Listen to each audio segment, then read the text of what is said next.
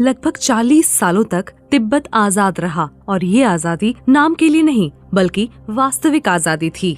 लेकिन 1949 में चीन में कम्युनिस्टों की जीत के बाद हिमालय के इस इलाके के हालात बदले और विवादों के इतिहास की नींव यहीं से पड़ी। 7 अक्टूबर 1950 की तारीख, जब हजारों की संख्या में माओ त्से तुंग की सेना तिब्बत में दाखिल हुई। 19 अक्टूबर को चामड़ू शहर के बाहरी इलाके को कब्जे में ले लिया गया। जब सेना तिब्बत में दाखिल हुई तो ये सब देखकर तिब्बत के प्रशासन से जुड़े लोग परेशान हो गए। तिब्बत पर चीन के 8 महीने तक जारी कब्जे और चीन की ओर से बढ़ते दबाव के बीच तिब्बती धर्मगुरु दलाई लामा ने 17 बिंदुओं वाले एक विवादित समझौते पर हस्ताक्षर किया, जिससे तिब्बत आधिकारिक तौर पर चीन का हिस्सा बन गया।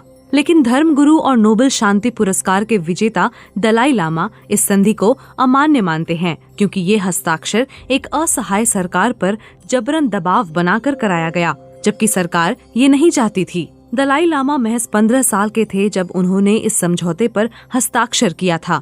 चीन तिब्बती इतिहास में इस प्रकरण को शांतिपूर्ण मुक्ति के रूप में बताता है, जबकि निर्वासित तिब्बती इसे आक्रमण और कब्जा कहते हैं। हिमालय के उत्तर में स्थित तिब्बत 12 लाख वर्ग किलोमीटर क्षेत्र में फैला हुआ और अशांति से भरा एक कटा हुआ इलाका है। इसका इतिहास कई तरह से झटकों और परेशानियों से भरा हुआ है।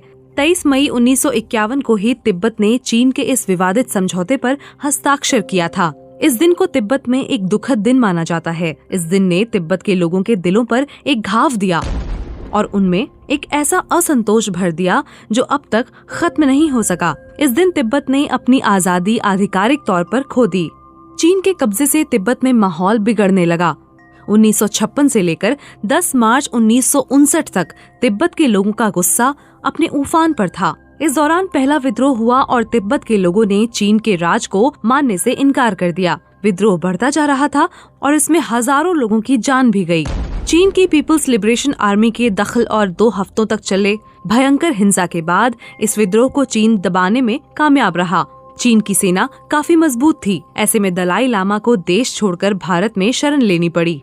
तिब्बत और चीन के मामलों को समझने वाली स्वतंत्र विशेषज्ञ केट सॉन्डर्स का कहना है कि तत्कालीन नवगठित कम्युनिस्ट सरकार द्वारा अक्टूबर 1950 में चामड़ू को लेने के बाद इस शहर को फर्स्ट लाइन कॉम्बैट अलगाववाद के खिलाफ राजनीतिक संघर्ष के रूप में माना जाता है। सॉन्डर्स बताते हैं 1949 में कम्युनिस्ट सेना पूर्वी खाम और आमडो तिब्बत में दाखिल हो चुकी थी।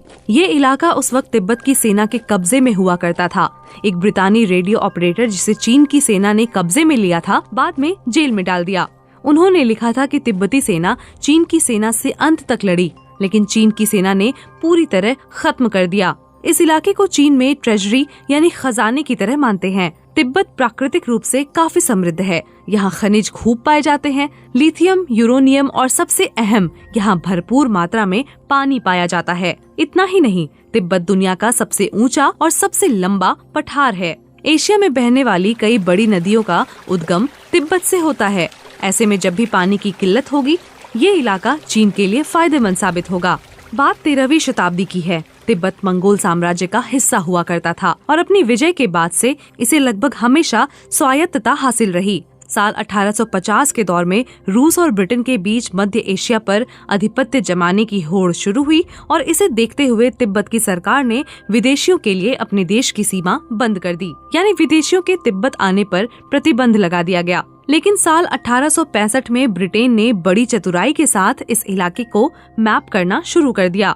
2 साल बाद ग्रेट ब्रिटेन और चीन के बीच एक कन्वेंशन पर हस्ताक्षर हुआ, जिसमें ब्रिटेन ने चीन से ये वादा किया कि वह चीनी सरकार के मुआवजे के बदले तिब्बत से जुड़े मामलों में कोई हस्तक्षेप नहीं करेगा। इस संधि ने तिब्बत पर चीनी कब्जे की तस्दीक की।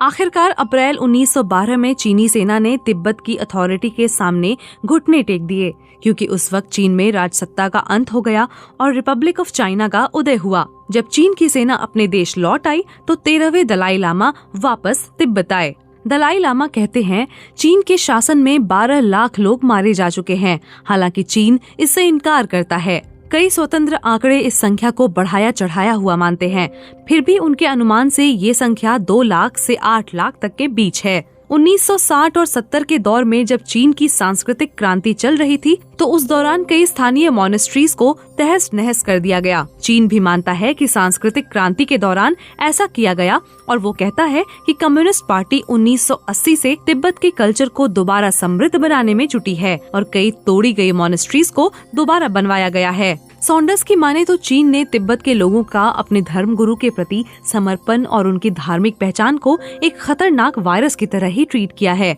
वो कहती हैं, अब ये जानलेवा कोरोना वायरस तिब्बत को अपनी पहुंच बढ़ाने में मदद करेगा। अप्रैल में दलाई लामा ने टाइम्स पत्रिका में एक लेख लिखा जिसके बाद विश्व स्तर पर उनकी प्रशंसा की गई। लेख में उन्होंने दावा किया था कि महामारी से लड़ने के लिए प्रार्थना करना पर्याप्त नहीं होगा, हमें दयालु और रचनात्मक होना बहुत जरूरी है। मौजूदा वक्त में देश से निर्वासित दलाई लामा चीन के साथ एक बीच का रास्ता निकालने की वकालत करते हैं। वो चाहते हैं कि चीन का हिस्सा रहते हुए उन्हें पर्याप्त स्वायत्तता दी जाए, लेकिन तिब्बत के राष्ट्रवादी नौजवान पूर्ण स्वतंत्रता की मांग कर रहे हैं, जो इस वक्त दूर दूर तक होता नहीं नजर आ रहा।